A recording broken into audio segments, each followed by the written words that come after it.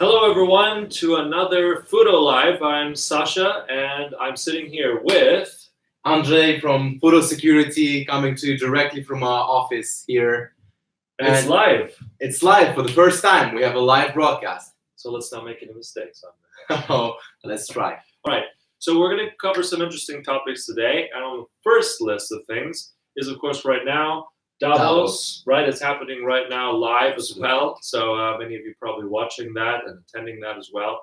Now, we won't debate, the summit itself, and sometimes it can be a little bit called an elitist event, things like that. Yes. But it does collect a lot of very important individuals, top leaders from all over the world. Absolutely. Yeah. And Trump is there, and a lot of other policymakers and heads of state. So it is an interesting collection.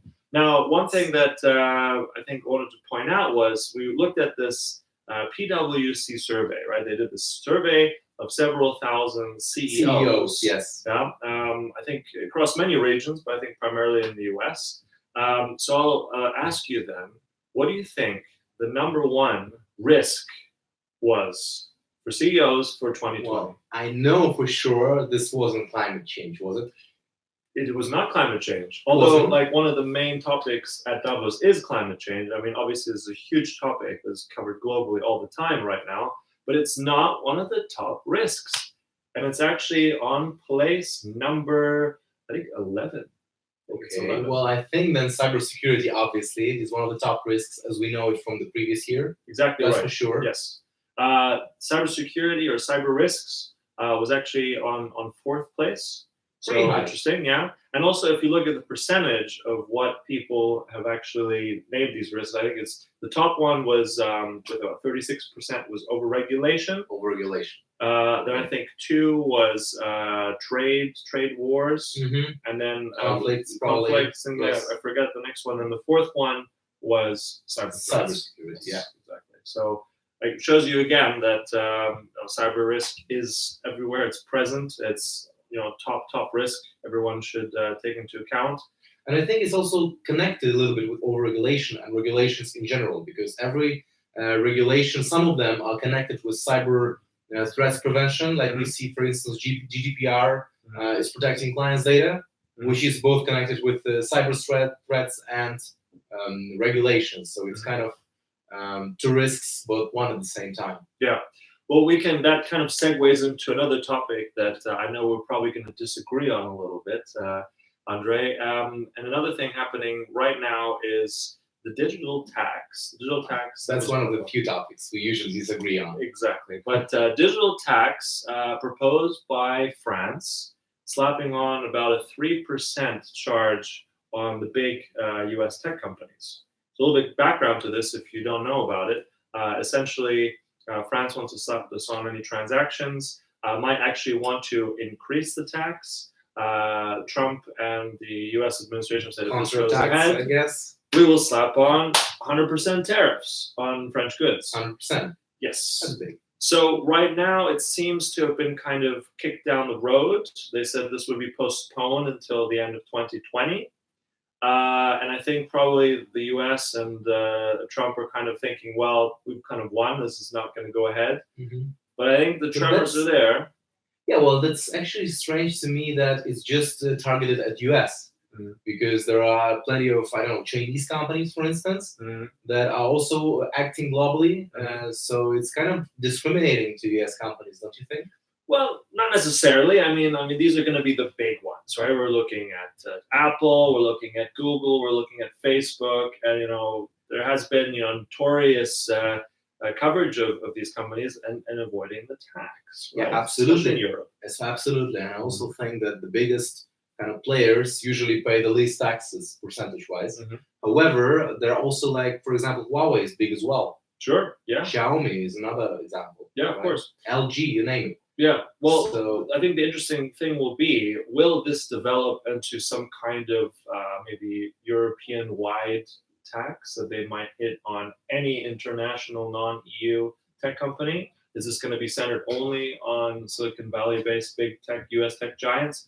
We'll have to see. Yeah, or maybe this will only stay in France. That's also maybe some, other European countries will not follow this example. Well, that's hard though, isn't it? I mean, that's going to be it is. digitally very hard to impose only tech tax onto France. And with the single market, that's going to be very, very challenging. And I think there's appetite with Italy, with Austria, also with the European Commission as a whole, that this is going to be something that's going to be pushed definitely more into the headlines. You'll see this. That's my, let's say, the risk Prediction. for this year is yeah. we'll have a bigger Yeah. conversation about digital tax between the US and the EU. Well, the thing is that I might maybe oppose a little bit to introducing this new kind of taxes is that at the end of the day, we as consumers pay the price usually. This is how it ends. Of course, I'm up for more safety and promoting the local brands instead. Absolutely. But at the end of the day, then you go abroad, you go outside the European Union, and you buy the same things twice cheaper. And that's something I don't necessarily like. Yeah. Well, true, but I think we've witnessed the incredible ballooning, this massive growth of these tech companies over the last few decades, right? Absolutely. And Google made trillions just within still the making last year. trillions, Yeah, right? making trillions. That actually, it's funny you mentioned Google because that's actually our next topic. And that's, as of today, I believe, the CEO of Alphabet, I think at a conference in Brussels, has announced that he's actually in favor of regulation for AI, like unified, aligned, I forget the exact statement, but unified regulation for AI globally. Yes, I find that interesting. What do you think about that?